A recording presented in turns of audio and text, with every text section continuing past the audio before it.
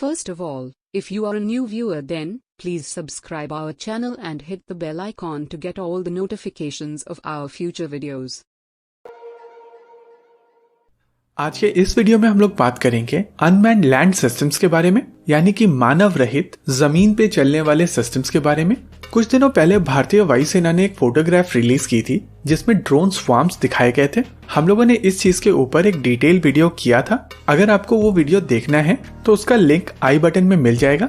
ये भारतीय वायुसेना के सिस्टम्स थे जिनको भारतीय वायुसेना ने बिना बहुत ज्यादा नॉइस किए इंडक्ट कर लिया था, और जब चाइना की तरफ से प्रोपेगेंडा किया जा रहा था तो उसके उत्तर में इस फुटेज को रिलीज कर दिया था। आने वाले समय में भारतीय वायुसेना के पास में और भी ज्यादा केपेबल ड्रोन स्वार्म आने वाला है, जिसके बारे में डिटेल आई बटन वाले वीडियो में मिल जाएगी। लेकिन ये ड्रोन स्वार्म टेक्नोलॉजी केवल अनमैन्ड एरियल व्हीकल तक सीमित नहीं रहने वाली।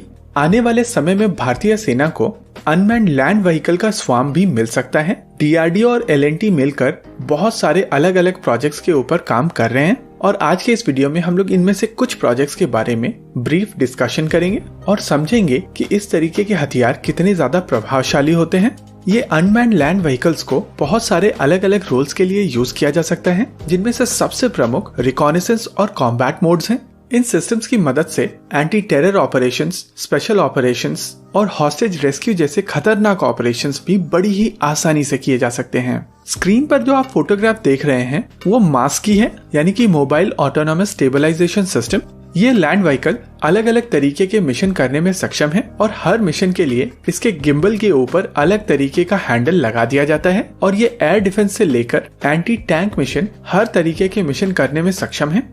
वैसे ये सिस्टम कोई इकलौता सिस्टम नहीं है। डीआरडीओ की तरफ से बहुत सारे अलग अलग सिस्टम्स के ऊपर काम चल रहा है। इनफैक्ट डीआरडीओ का सबसे पहला सिस्टम डीआरडीओ दक्ष साल 2011 में भारतीय सेना में इंडक्ट हो गया था। इस सिस्टम का प्राइमरी फंक्शन बॉम्ब रिकवरी था, और इसमें एक पोर्टेबल एक्सरे मशीन भी लगी हुई थी, जिसकी मदद से ये सस्पेक्टेड आइटम का एक्सरे ले सकता था।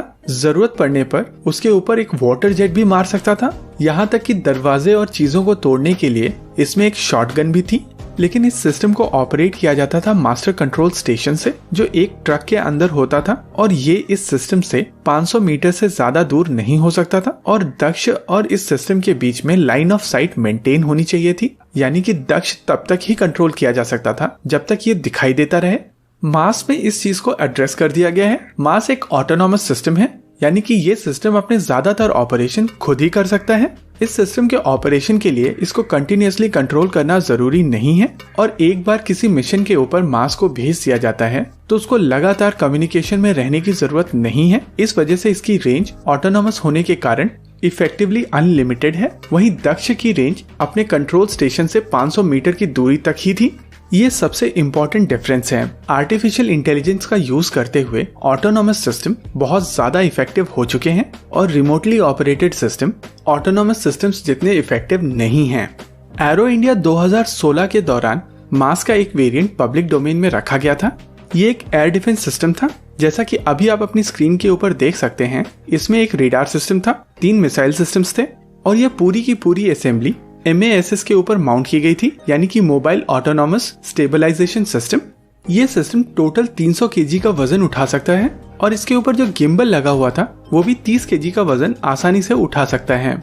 इस सिस्टम के ऊपर जो 3 मिसाइल माउंट की गई थी वो 9K38 ईगला थी। 9K38 ईगला का वजन 10 किलो के आसपास है, यानी कि 3 मिसाइल इस रोटेटिंग गिम्बल के ऊपर आसानी से माउंट की जा सकती थी। इस सिस्टम के अलावा डीआरडीओ और एलएनटी मिलकर कई और सिस्टम्स बना रहे हैं। आइए नजर डालते हैं इनके सिस्टम्स के ऊपर।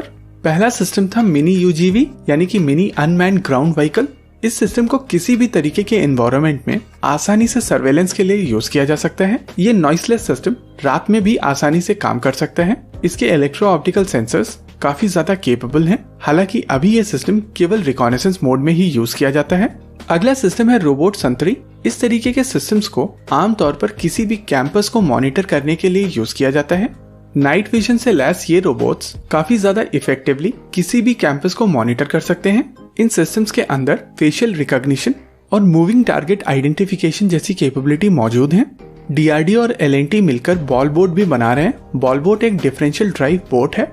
ये मिनी रोबोट किसी भी तरीके की टेरेन में काम कर सकता है और ये इतना छोटा होता है कि कोई भी इसको कैरी कर सकता है। Counter insurgency operation, special operations या हॉस्टेज रेस्क्यू जैसे ऑपरेशन में किसी भी अननोन रूम के अंदर जाने से पहले शॉर्ट डिस्टेंस रिकॉनेसेंस के लिए इस रोबोट को यूज किया जा सकता है।